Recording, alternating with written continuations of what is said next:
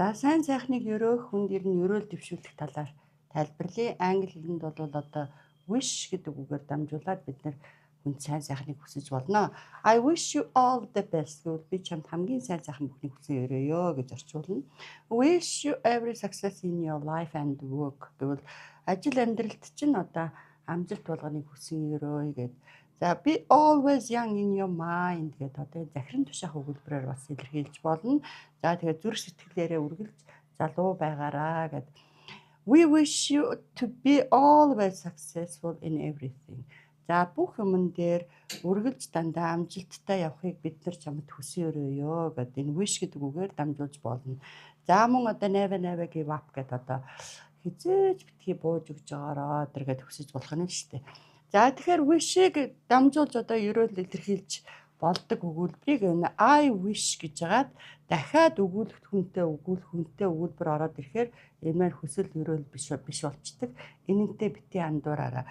За тэгэхээр I wish-ийн араас одоо жирийн өнгөрсөн цагийн өгүүлбэр бичээд байхаар одооны харин төгс өнгөрсөн цагийн өгүүлбэр бичээд байхаар өнгөрсөн дэх үйл явдлыг тэгт ийм юмтайч болоосоо морьтооч болоосоо өчигдөр тийм байсан ч болоосоо гэдэг ийм өгүүлбэр гараад ирдэг. За бид нар чи одоо нөгөө хүүхэд насанд хүрэж өгдөг галт хэрэг байдаг ч болоосоо ийм юмтайч болоосоо гэж яар морьтооч болоосоо гэдэгтэй адилхан өгүүлбэр гараад ирдэг байна шүү дээ. Жишээ нь одоо I wish you were here гэвэл одоо өөр газар байгаа хүнийг чи энд байдаг ч болоосоо. Гэтэл I wish you had been here yesterday гэвэл өчигдөр чи энд байсан ч болоосоо гэж төгс өнгөрсөн цагаар байх юм бол ингэж илэрхийлнэ.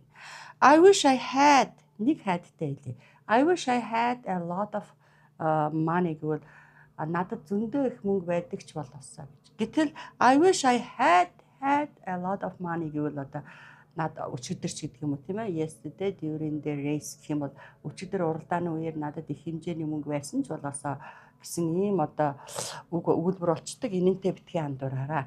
За мөн одоо хүсэл ерөөхийг бол have a nice гэж хагаад нэр хэлээд ээж болдог. Энэ бол их амархан. Тэгээ одоо сайхан инкээрээ, сайхан тэгээрээ гэдэг одоо ийм ерөөл болчдөг. Жишээ нь have a nice flight. Нислэг гэдэг үг тавьчих юм бол онгоцоор нисээд явах гэж байгаа хүнд аян замдаа сайн нисээд хүрээрээ л гэж байгаа.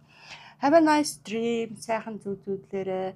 Have a nice party, сайхан шоудаараа. Have a nice day, өдрийг сайхан өнгөрүүлээрээ. Have a nice zone, ууранд сайхан ууршаараа гэж. Энэ чинь бол одоо ууранд суух гэж байгаа хүн төртөл ерөөл хэлж болж шүү дээ.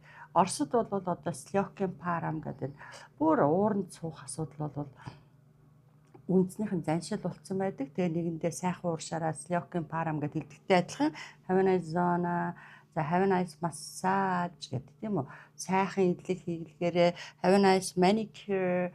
За гарын арчилгаа сайхан хийлгээрээ have a nice pedicure. За хөлийн арчилгаанд сайхан ороорооч гэдэг юм уу. За энэ manicure, pedicure гэдэг үгийг бас та нар анхаараарай. Care гэхээр энэ маань одоо эмчилгээ болчдөг. Cure гэхээр одоо энэ маань бас одоо нарчилгаа, сувилгаа гэдэр бол давхар ороод ирдэг юм онцлогтой шүү. За тэгээ manicure гэвэл зөвхөн гартай холбоотой юм. Зөвхөн гарын хумс одоо янзлах төдий биш. Одоо эн чинь гарын сайтцсан байвал одоо сайхан одоо тос төрхөд илээд өгөх тийм үү. За ингээд хумсан сүртийгээд урагчдаг хүмүүс байдаг. Махан одоо ингээд шигдчихдэг хүмүүс байдаг. Тэрийг янзлаад ирнэ гарын арчлаад өгчих юм бол энийг бид нар manicure гэж ярина. Тэгээ манайхаа одоо өсний маникюр гэж яриад байдаг энэ нэрсээ ямар ч зохилгүй үг шүү. Pedicure гэдэг нь зөвхөн хөлтэй холбоотой үг.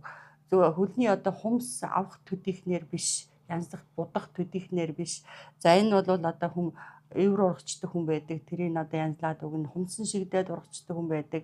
За тэгээд одоо сайтцсан байвал одоо ингээд тос төрхөд бүлээ усан дүрээд ингээд янзлаад ирнэ хөлтэй холбоотой арчилгаа, сувилгааг бол pedicure гэдэг учраас одоо have гэдэг үгээрээ дамжуулаад have a nice pedicure, за сайхан хөлийн арчилгаанд ороороо гэд.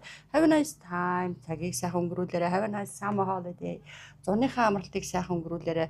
Have a nice birthday party, за төрсөн өдрөө сайхан тэмдэглээрээ гэх мэтлээ. Have a nice hiking гэвэл уулан сайхан алгаараа. За тэгээ have a nice picnic гэвэл одоо хотоос гарч сайхан салхилаараа, зугаалаараа гэсэн ийм утгатай ийм сайхан ерөөл гардаг байх нь шүү дээ.